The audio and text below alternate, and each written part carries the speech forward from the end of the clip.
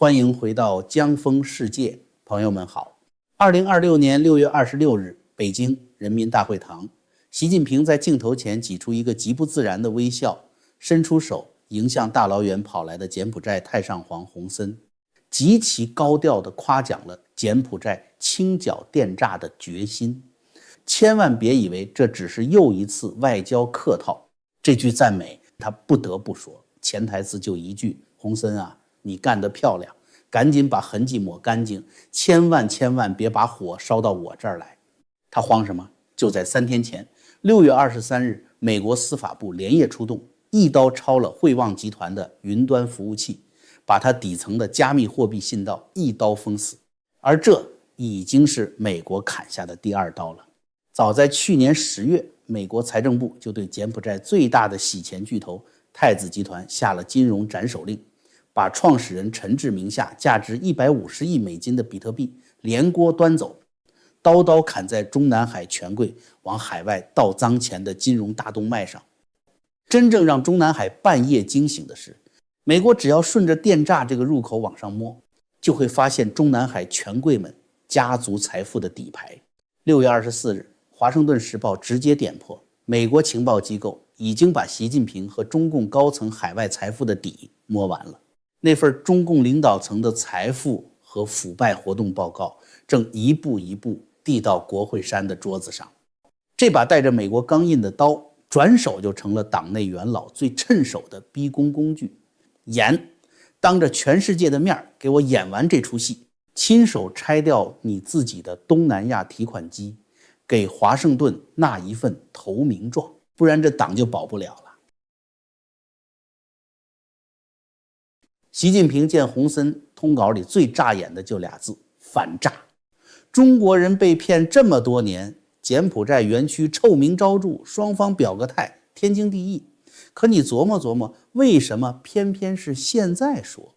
为什么不是公安部出来说？不是两国警察开会说？偏偏是习近平在人民大会堂当着洪森的面把这句话塞进最高层会见里说。因为美国急眼了，美国自己的老头老太坐在家里，以为遇上了真爱，以为投了个稳赚的币圈项目，把一辈子的退休金一笔一笔打出去，被掏得精光。那你说被骗了，把钱追回来不就完了？没门儿！一个美国人被骗10万美元，钱一到账，几分钟就跑光，一节进了无数的其他账户，一节进了各种空壳公司，一节换成 USDT 转到洗钱平台，把它变成现金、房产款、赌场筹码。等这一圈走完，这10万美元就不叫赃款了，它变成了赌场哗哗流的现金，变成了某个保护伞口袋里的好处费。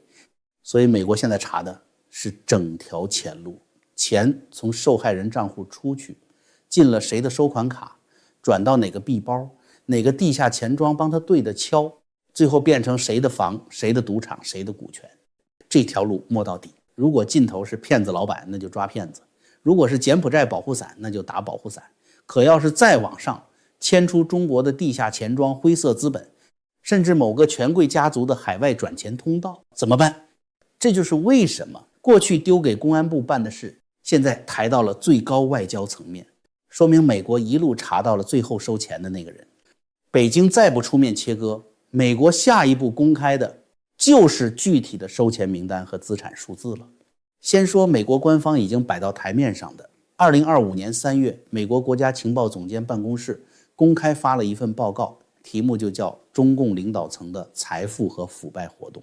这报告白纸黑字写着，习近平通过他的姐姐、姐夫、侄女这些亲属敛下的财富超过10个亿美元。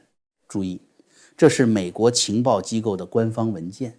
可这才只是个开胃菜，真正要命的是去年年底，美国国会通过了一部法律，它是塞在国防授权法案里头一块签字生效的，白纸黑字命令美国的情报机构必须在今年年底之前向国会交出一份报告，把整个政治局委员他们每一个人的海外财富一户一户给我扒清楚，房子在哪儿，香港、澳门有多少不动产，海外开了多少公司账户，谁的名下，谁的白手套，通通列出来。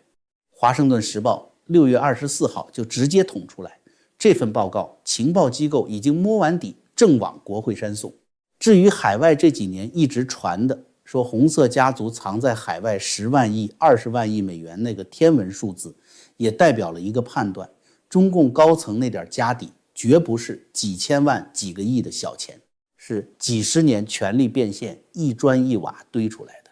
美国手段就是老辣，它能一户一户的查，一户一户的公开，习家、常委家、红二代、红三代家、子女、女婿、侄子、外甥、白手套，一个跑不掉。这张表只要啪的往桌上一摆，那就不是钱的事了，那是政权脸面碎一地的事。你天天喊反腐败，喊共同富裕，你家海外几套房，钱走的哪条地下道？这张表一公开，比任何制裁都狠10倍。讲完美国人，咱回过头看看咱们自己。一个中国人被骗走10万块，这钱去哪儿了？河南有个大姐接到个电话，对方一口一个公安局、检察院，把她吓得腿都软了。10万块是给老伴儿攒的心脏手术钱，就这么一笔一笔转进了对方说的安全账户。等他回过神，钱没了，他哭着报警，警察摇头，跑去银行，柜员叹气。他认准一件事，我这钱坐着飞机飞柬埔寨去了。朋友们，你的钱1分钱都没离开中国，被骗子在中国境内花掉了。那他花哪儿去了？2个用场。第一个用场，养活这条庞大的产业链。你想想，那些被骗到缅甸园区里回不了家的中国年轻人，他们也得拿工资吧？可这工资不在园区发给本人，而是直接打到他在国内老家的爹妈、老婆孩子账上。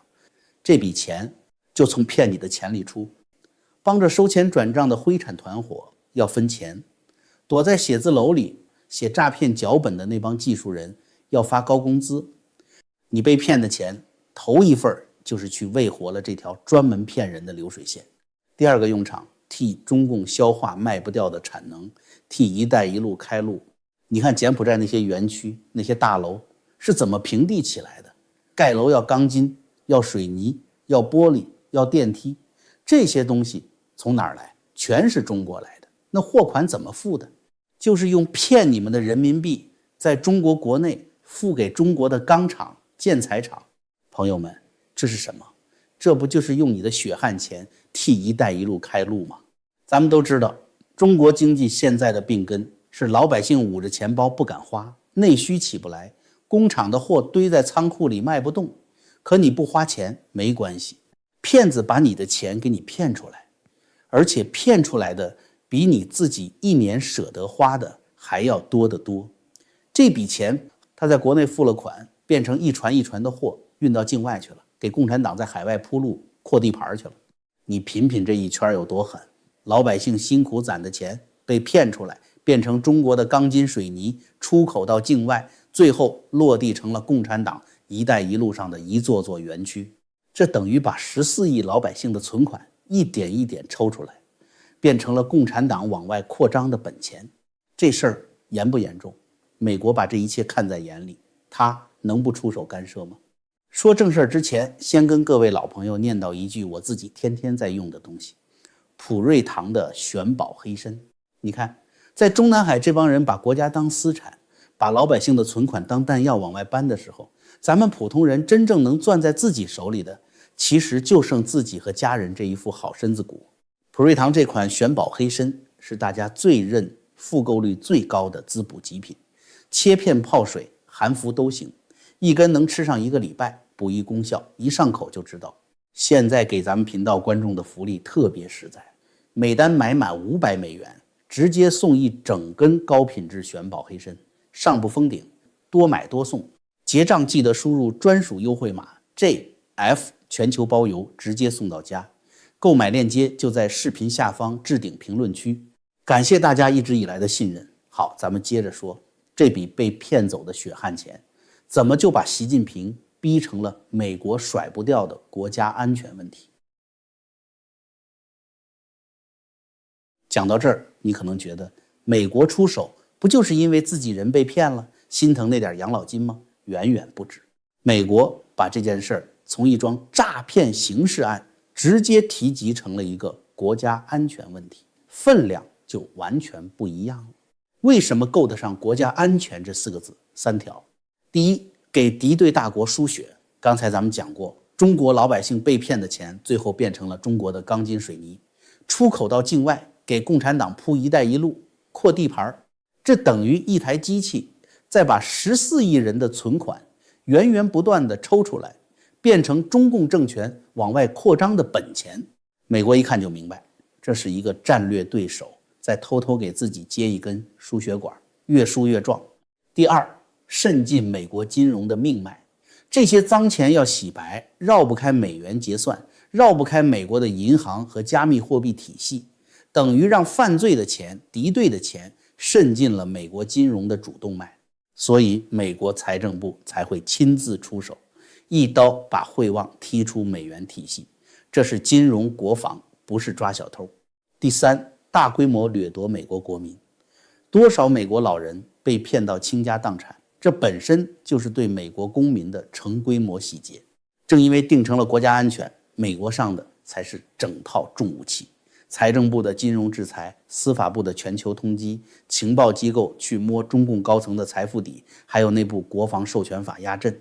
你想想，一桩普通的诈骗案，用得着国家情报总监亲自出马吗？所以这事儿从一开始，它归的是美国的国家安全机器，而这一提及，逻辑就顶到了习近平本人的脑门上。你想，这台威胁美国国家安全的机器是谁的一带一路喂大的？是习近平。那就等于说，习近平本人上了美国的可斩首名单。美国哪天想动他，随时能找出一个理由，金融的、制裁的、起诉的，一刀下去。所以你再回头看今天这场戏，就全明白了。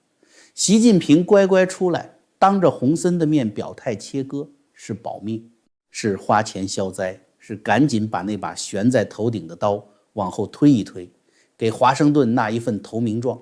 他要是不出来，等于把脖子直接伸过去，美国迟早找个由头把他斩了。这就是为什么这么一桩看着遥远的电诈案，会逼得一个大国领袖亲自上场，亲手拆自己的台。讲到这儿，你可能觉得这都是美国在外头折腾，中南海里头总该风平浪静吧？错，里头比外头还血腥。墙内早有料传出来，陈志这张跨境洗钱的大网在国内的另一头，牵出来的是2个分量重的吓人的名字。一个是习近平的首席大管家中办主任蔡奇，另一个是手握全国警察的公安部长王小洪。据蒋网正爆料，这桩案子在内部有个代号叫601案。他从一个落马的北京政协前主席身上扯出线头，越扯越深，扯出蔡奇的外戚家族，据说就是陈志在国内最主要的联系人。而王小洪掌着的公安部，据说专门动用职权，开出了几百万张真身份证，几百万个人头账户替这张网洗钱。你看，这正好接上前面那笔账，被骗的人民币没出境，就是靠这几百万个人头户在国内一层层接住抹平的。先说王小洪，你千万别把他当成一个普通的倒霉的公安部长，墙内早把这层窗户纸捅破了。福建帮那一整套东南亚的黑产、电信诈骗、网络赌博、贩毒、拐卖人口，凭什么能堂而皇之的借着中国的电信、中国的银行系统洗钱？背后要是没有公安部一把手王小洪亲自撑着，可能吗？墙内有人算过，王小洪这个人崛起的时间跟东南亚电诈最猖獗的那几年严丝合缝的重叠。一句话，他就差把自己的名字报出来了。这也就是为什么今年4月外交部安排人去柬埔寨，王小洪偏偏躲着不去。柬埔寨就是他自家的生意，贼喊捉贼，他去打谁？打他自己。可现在风向全变了，王小洪3月就被纪委的快刀从首都机场直接带走问话。后来习近平死保着他，5月点名让他陪会外宾，6月又放他去河北高调调研，变着法给他续命。可今天习近平当着洪森的面亲口夸柬埔寨清剿电诈，这等于当众给王小洪这个电诈总后台判了死刑。连一直保他的习近平，这回都只能捏着鼻子替这把砍向自己异姓兄弟的刀念稿子。再看那个管干部的人，中组部管的是全党所有干部的档案和升迁，是要害中的要害。原来坐在中组部副部长位子上的张光军，这个人不简单，既管过全党的干部档案，本身还是搞核武器军工科研出身的。可就这么个要害人物，一脚被踢去了科技部当副部长，坐冷板凳去了。那个能掐住全党升迁咽喉的位子腾出来让给了别人的人，管干部的先被夺了管干部的权，这一步最阴最狠。接着是地方上的大管家，吉林、四川、山东、陕西、江苏、河南，整整6个省省委书记身边的秘书长1年之内全换了。秘书长是干啥的？那是省委书记的贴身大管家，管着最机密的公文，管着一把手见什么人开什么会去哪儿调研。元老不动书记先把书记身边这个最贴身的管家统统换成元老院考察过的人，6个里头好几个还是从外省从别的系统空降进去的外来户。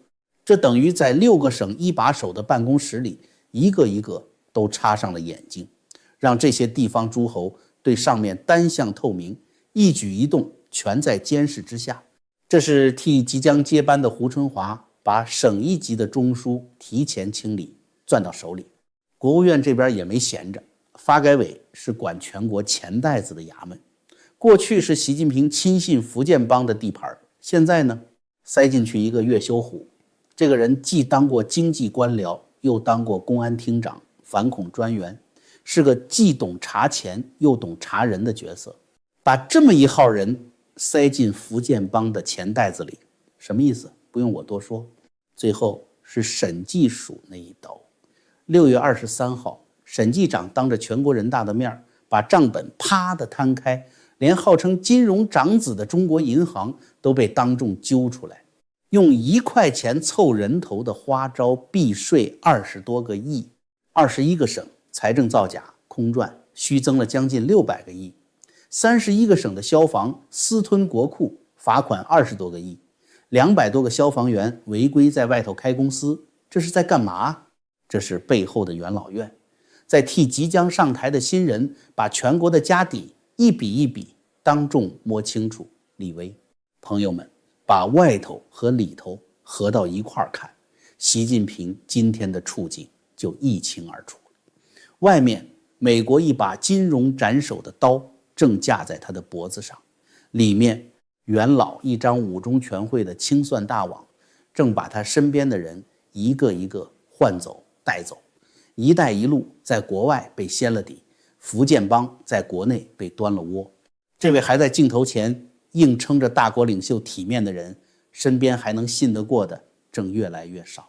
所以朋友们，守住你的钱袋子，既要防那个明面上骗你的骗子，更要看清这场大清算的风到底要往哪儿吹。好，这期节目就到这儿，感谢您的收看，咱们下期再见。